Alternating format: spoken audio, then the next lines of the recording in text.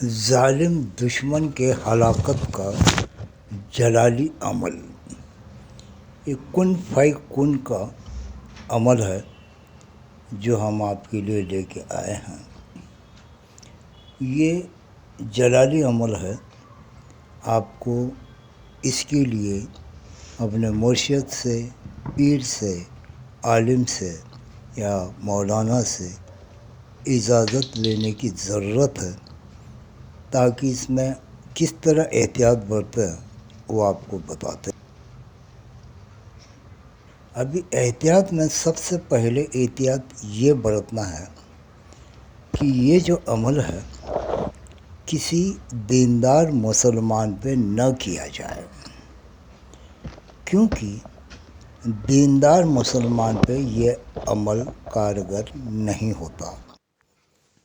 ایک بات تجربے سے ثابت ہوئی ہے کہ یہ عمل اگر کوئی ناجائز کام کے لیے استعمال کرے تو وہ کامیاب نہیں بلکہ پاگل ہو جاتا ہے۔ جب آپ پہ دشمنوں کی فوج چل کر آتی ہے، آپ اکیلے ہیں اور اتنے بڑے فوج کا سامنا نہیں کر سکتے، پھر بھی آپ کو کامیابی حاصل کرنی ہے۔ ابھی یہ جو فوج ہے یہ مفسدوں کی بھی فوج ہو سکتی ہے، جو آپ کے خلاف کارگزاری کرتے رہتے ہیں، کبھی کھلم کھلا، کبھی چھپے چھپائے، اور آپ کے بارے میں کوئی ایسا موقع نہیں چھوڑتے کہ آپ کو نیچا دکھائیں یا آپ کو اس دنیا میں رسوا اور پریشان کریں۔ تو یہ بھی ایک طرف کا دشمن کے فوج کا حملہ ہوتا ہے۔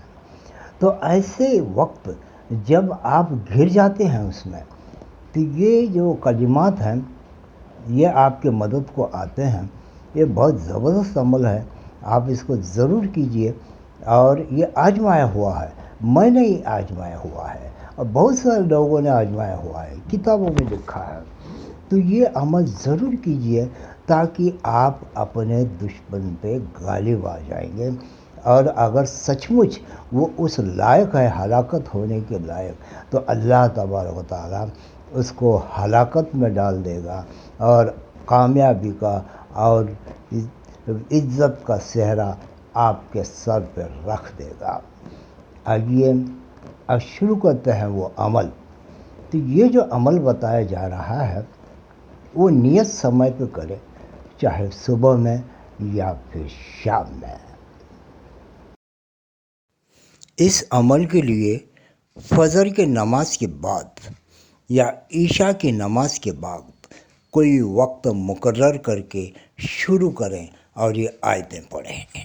ان مثل عیسیٰ عند اللہ کمثل آدم خلقہ من تراب ثم قال له کن فیکون۔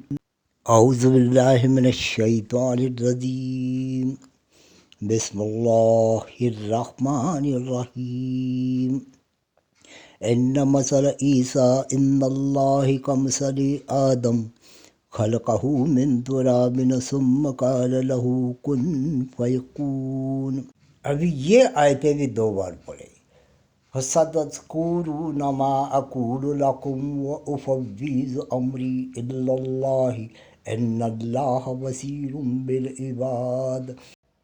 بسم اللہ الرحمن الرحیم۔ سَتَذْكُرُونَ مَا أَقُولُ لَكُمْ وَأُفَوِّضُ أَمْرِي إِلَى اللَّهِ إِنَّ اللَّهَ بَصِيرٌ بِالْعِبَادِ۔ ابھی ان دونوں آیتوں کا ترجمہ میں آپ کو پڑھ کے دکھاتا ہوں۔ یہ جو پہلی آیت ہے کن فی کن کی، یہ ہے آل عمران میں پارہ نمبر 3 آیت نمبر 59۔ اس کا ترجمہ ہوتا ہے کہ بے شک عجیب حالت حضرت عیسیٰ کی اللہ تعالیٰ کے نزدیک حضرت آدم علیہ السلام کی عجیب حالت کی طرح ہے کہ ان کے جسمانی ڈھانچے کو مٹی سے بنایا، پھر ان کو حکم دیا کہ جاندار ہو جاؤ، بس وہ جاندار ہو گئے۔ ابھی دوسری آیت جو میں نے پڑھی ہے وہ آتی ہے سورہ مومن میں، 44 نمبر کی یہ آیت ہے اور اس کا ترجمہ ہے، تو جو میں تم سے کہتا ہوں عنقریب ہی اسے یاد کرو گے تو میں اپنا کام اللہ ہی کو سونپے دیتا ہوں، اور کچھ شک نہیں کہ اللہ بندوں کے حال کو خوب دیکھ رہا ہے۔ اب یہ ایک دلچسپ بات اس میں ایسی ہے، اگر یہ دشمن آپ کے پڑوس میں رہتا ہے یا پھر آتے جاتے رہتا ہے، آپ کو ملتا بھی ہے اور بات چیت بھی کر لیتا ہے، لیکن اپنے یہ جو کرتوت ہیں بدلہ لینے کے وہ چھوڑتا نہیں ہے، ہر ایک موقع تلاش، یا کبھی کبھی دور رہنے والا اور بازاروں میں دکھنے والا، وہ جب بھی آپ کو دکھے تو اس کے سامنے سے یہ آیت ہونٹوں میں پڑھتے ہوئے چلے جائے، یعنی اس ظالم شخص کی موجودگی میں اس آیت کو آہستہ آہستہ پڑھے، یعنی ایسا لگے گا کہ آپ کے منہ سے آواز تو نہیں آ رہی ہے لیکن آپ کے ہونٹ ہل رہے ہیں۔ تو بعد میں اس ظالم شخص کا نام ایک چٹھی پر لکھ کر اور یہ دونوں آیتیں اس پہ دم کر کے یہ چٹھی جو ہے آگ جلا کر اس میں پھینک دیں۔ احتیاط رکھیں کہ یہ آگ پاک جگہ پہ جلائی جائے۔ جیسے ہی وہ چٹھی جل جائے گی آپ کا کام بھی فوراً ہو جائے گا، جیسے کہ وہ دشمن ہلاک ہو جائے گا اور تھوڑی ہی دیر میں آپ اس کی بری خبر کچھ نہ کچھ ضرور سنیں گے۔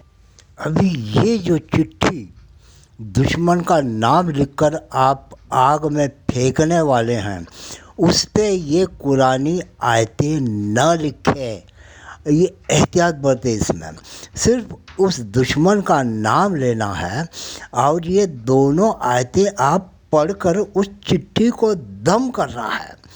یہ آیتیں ہرگز اس چٹھی پہ نہ لکھیں، یہ غلطی بھول کر بھی آپ نہ کرنا، یہ بار بار احتیاط کی طرف سے آپ سے بتایا جا رہا ہے۔ تو بہتر ہے کسی عالم کی رائے لے یا عامل جو رہتا ہے جو ہمیشہ یہ عمل کرتا رہتا ہے ان سے پوچھ لے کہ اور کیا احتیاط برتے جائیں، یا آپ کو کوئی شک ہو آپ کے دل میں تو میرے کامنٹ باکس میں آپ لکھ سکتے ہیں، میں اس کا صحیح اور مناسب جواب دے دوں گا۔ اللہ تبارک و تعالیٰ قرآن آیتوں کا جلالی عمل ہم کو صحیح ڈھنگ سے استعمال کرنے کی توفیق عطا کرے، اور یہ چھپے ہوئے کھلے ہوئے دشمن جو چالیں چلتے رہتے ہیں، تکلیفیں دیتے رہتے ہیں، ان سے ہمیں نجات دے اور ایک خوشحال زندگی عطا کرے ہمیں، دنیا میں بھی، برزخ میں بھی اور آخرت میں بھی۔ اس ویڈیو کو لائک کیجئے، شیئر کیجئے اور سبسکرائب کیجئے تاکہ ہماری حوصلہ افزائی ہو اور اس سے اچھے اچھے عمل میں آپ کے سامنے پیش کرتا رہوں گا۔ اللہ حافظ۔ ابھی چلتے چلتے 3 زبردست حدیثیں میں آپ کو سناتا ہوں۔ پہلی حدیث ہے ابو داؤد سے، حضرت ابو ہریرہ رضی اللہ تعالیٰ عنہ سے روایت ہے کہ نبی کریم صلی اللہ علیہ وسلم نے ارشاد فرمایا، حسد سے بچو، حسد آدمی کی نیکیوں کو اس طرح کھا جاتا ہے جس طرح آگ لکڑی کو کھا جاتی ہے، یا فرمایا گھاس کو کھا جاتی ہے۔ دوسری حدیث ہے، یہ نسائی سے لی گئی ہے۔ حضرت ابو بریدہ رضی اللہ تعالیٰ عنہ روایت کرتے ہیں کہ رسول اللہ صلی اللہ علیہ وسلم نے ارشاد فرمایا، مومن کا قتل کیا جانا اللہ تعالیٰ کے نزدیک ساری دنیا کے ختم ہو جانے سے بڑی بات ہے۔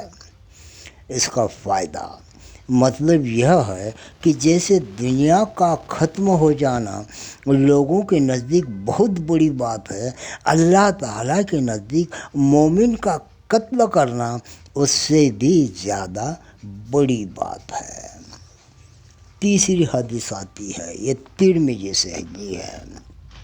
حضرت ابو سعید خدری رضی اللہ تعالیٰ عنہ اور حضرت ابو ہریرہ رضی اللہ تعالیٰ عنہ رسول اللہ صلی اللہ علیہ وسلم کا ارشاد نقل فرماتے ہیں، اگر آسمان اور زمین والے سب کے سب کسی مومن کے قتل کرنے میں شریک ہو جائیں تو اللہ تعالیٰ ان سب کو اوندے منہ جہنم میں ڈال دیں گے۔ یہ ترمذی کی بہت بڑی مشہور حدیث ہے۔